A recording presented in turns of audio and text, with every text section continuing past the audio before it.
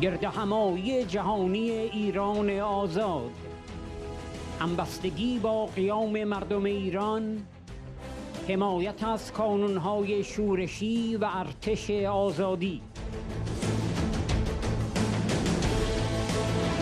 سخنرانیها و پیامهای ملکرت، ژیلبر میتران، ژان فرانسوا لوگاره، هریبرت هیرته، اسقف مورگان، راجر لاینز، لیندا لی و برونو ماسه.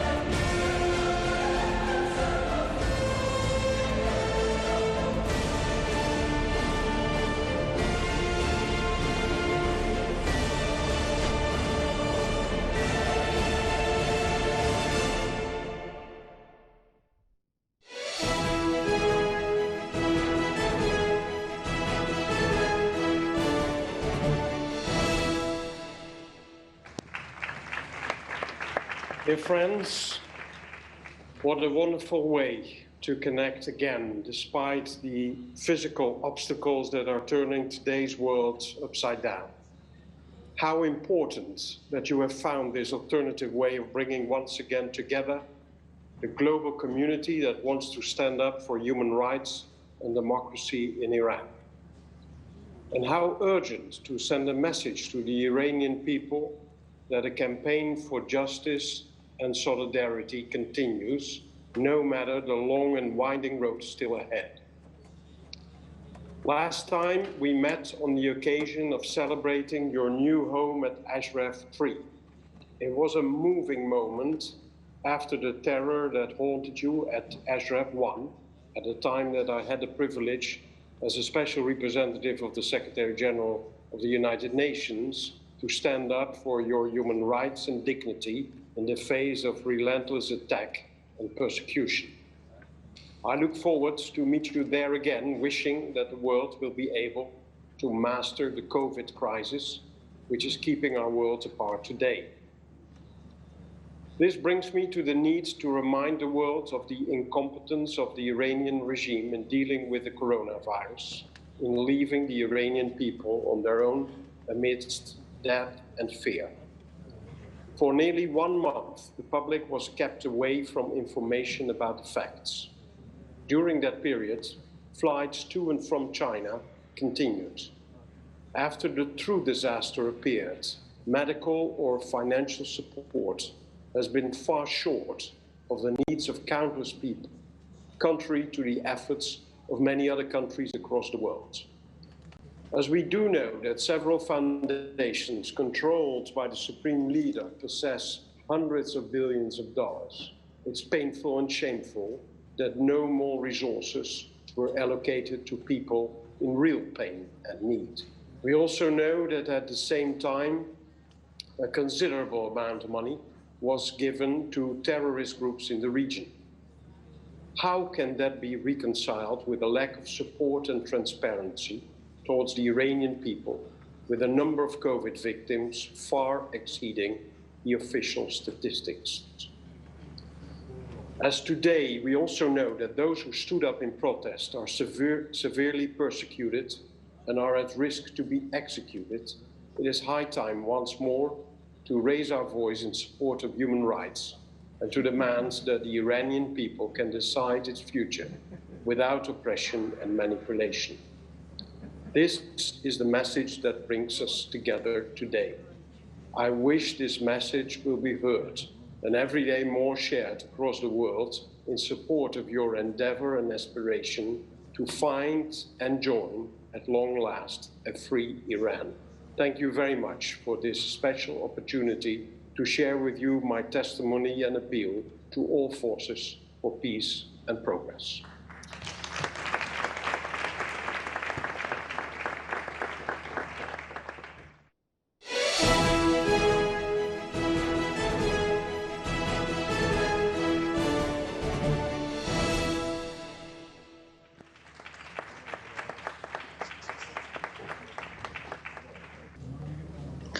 Chers amis dans le monde et en Iran, chers amis ashrafiens en Albanie et chère présidente Mariam Rajavi, nous le savons, le régime des mollahs en Iran est une dictature qui gouverne par la terreur et qui dénie la valeur de la vie humaine. Il massacre, comme en 1988. Mais il réprime, emprisonne, torture et exécute aussi au quotidien. Il tue dans la rue, où 1500 manifestants étaient abattus sommairement en novembre dernier. Il tue dans les prisons, où les couloirs de la mort regorgent de prisonniers politiques condamnés à mort, après torture et aveux forcés, sous l'accusation dictée par les mollahs de guerre contre Dieu. Les Iraniens manifestent massivement ces dernières années leur refus de cette théocratie despotique. Les mollahs gouvernent par la terreur parce que la peur est dans leur camp. Ils redoutent un autre soulèvement populaire qui les balayera. Demander à chaque fois à la haute commissaire aux droits de l'homme de prendre des mesures contre le régime religieux en Iran ne suffit plus. Cet immense meeting d'aujourd'hui propose une alternative pour des valeurs universelles, notamment l'abolition de la peine de mort, des élections libres, l'égalité des femmes, des religions et des ethnies, la séparation de la religion et de l'État et une politique étrangère fondée sur la coexistence pacifique et un Iran non nucléaire. C'est pourquoi le Comité français pour un Iran démocratique et la Fondation Daniel Mitterrand France Liberté. Depuis longtemps, nous soutenons Mariam Rajavi et aujourd'hui le plan en 10 points proposé pour l'Iran libre de demain. L'espoir et la victoire sont du côté du peuple et vous êtes, chère Mariam, à ses côtés du peuple. Aver.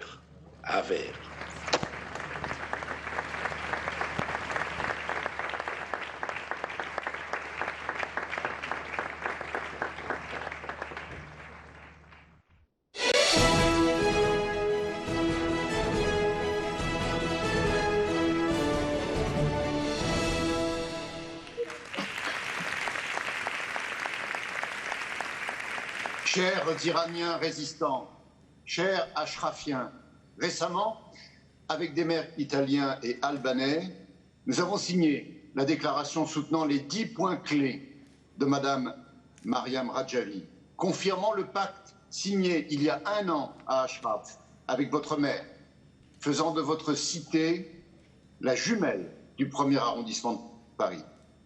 Nous voulions ainsi consacrer une étape importante, symbolique, fraternelle, dans le soutien à votre lutte, prélude à la victoire qui s'approche, mettant fin à la dictature religieuse des mollahs. Depuis plus d'une décennie, des milliers de maires et d'élus français, présents en nombre à notre meeting aujourd'hui, aux côtés de nombreux maires italiens, soutiennent votre combat et partagent moralement vos épreuves.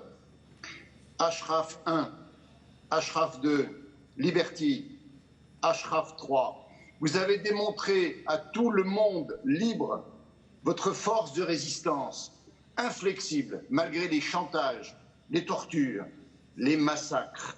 Aujourd'hui, le monde libre regarde l'Iran, frappé par la terrible crise du coronavirus.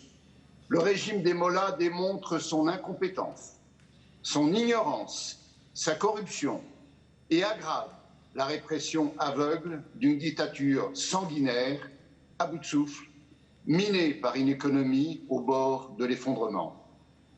Votre courage, l'exemple d'Ashraf 3, la volonté de Madame Mariam Rajavi représente l'alternative démocratique, la lumière qui éclaire le chemin de l'espoir et de la liberté. Vive l'Iran libre demain!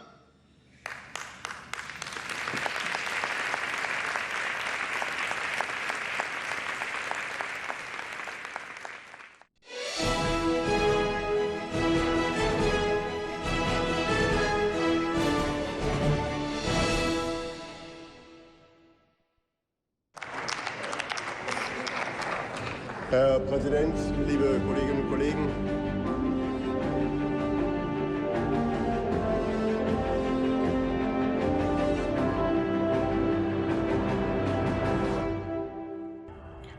Ich möchte Sie, die iranische Gemeinde Nordrhein-Westfalens, ganz herzlich aus Berlin bzw. indirekt auch aus meiner Heimatstadt Köln grüßen und wünsche Ihnen bei Ihrer großen Konferenz einen guten Verlauf.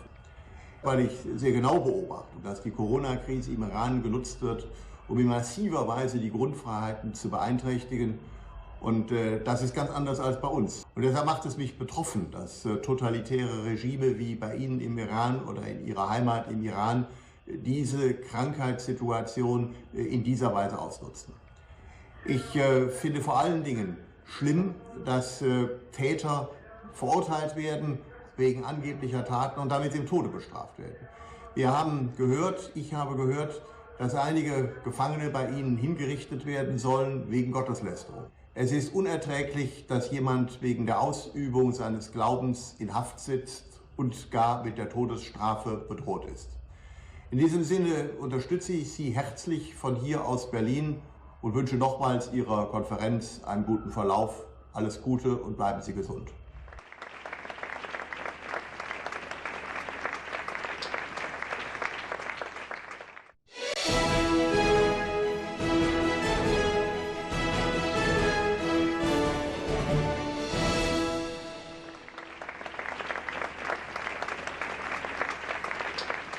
Dear friends, the people of Iran and members and supporters of the Iranian resistance movement. For more than 40 years, the regime in Iran has misused religion to carry out and justify its repression.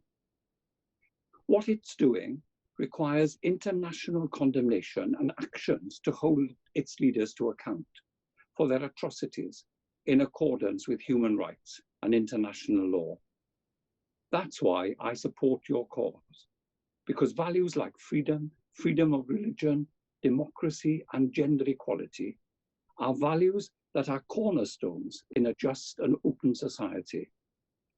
Your president-elect, Mrs. Maryam Rajavi, has a 10-point platform that envisages these values, and like your democratic aspirations, it deserves international support, and especially the support of the United Kingdom and European governments. We will continue to stand with you until Iran is a free country and respects all its citizens and their rights.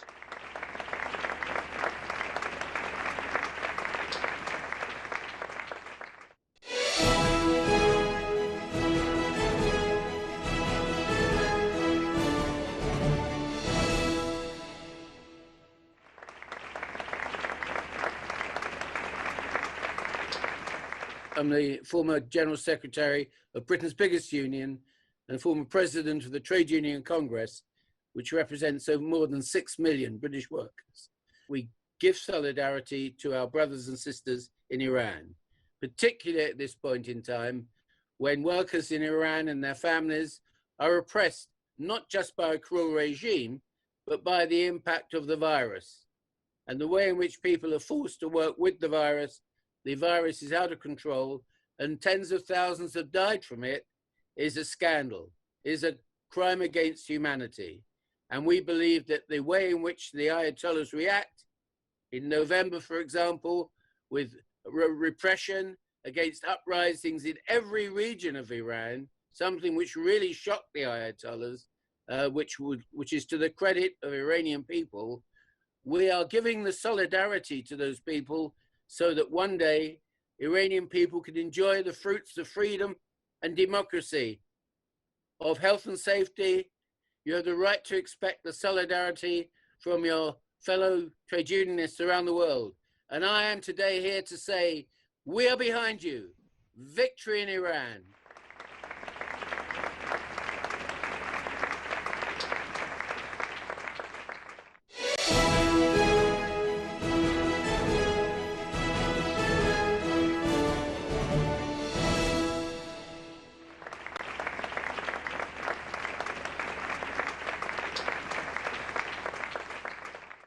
I have participated in many of your conferences and gatherings during all these years because I believe that we in the West have moral and human obligations to help Iranian people gain their freedom. We all know how awful the human rights situation in Iran is. We all saw how the regime brutally murdered young Iranian protesters just for demanding their basic rights. Many of those fallen heroes were women, in fact girls as young as 14 stood against this regime because they didn't want to be second-class citizens, because they wanted to be free, equal, and respected. They wanted to have all of these rights, not just for themselves, but for all Iranian women and girls.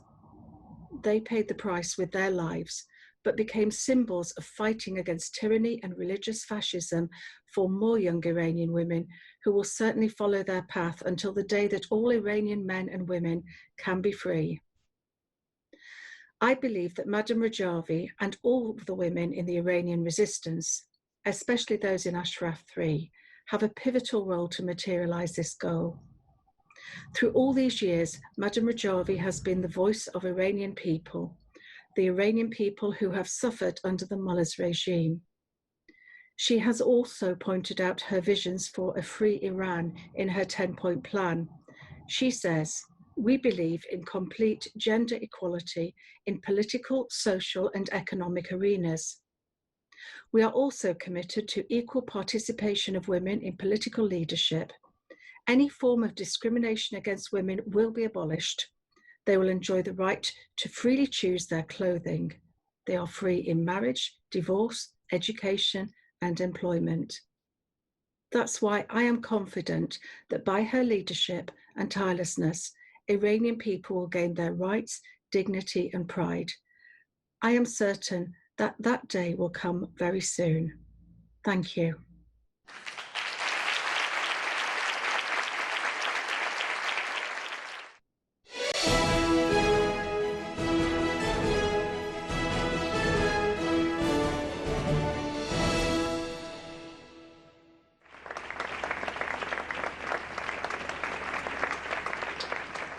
Bonjour à tous.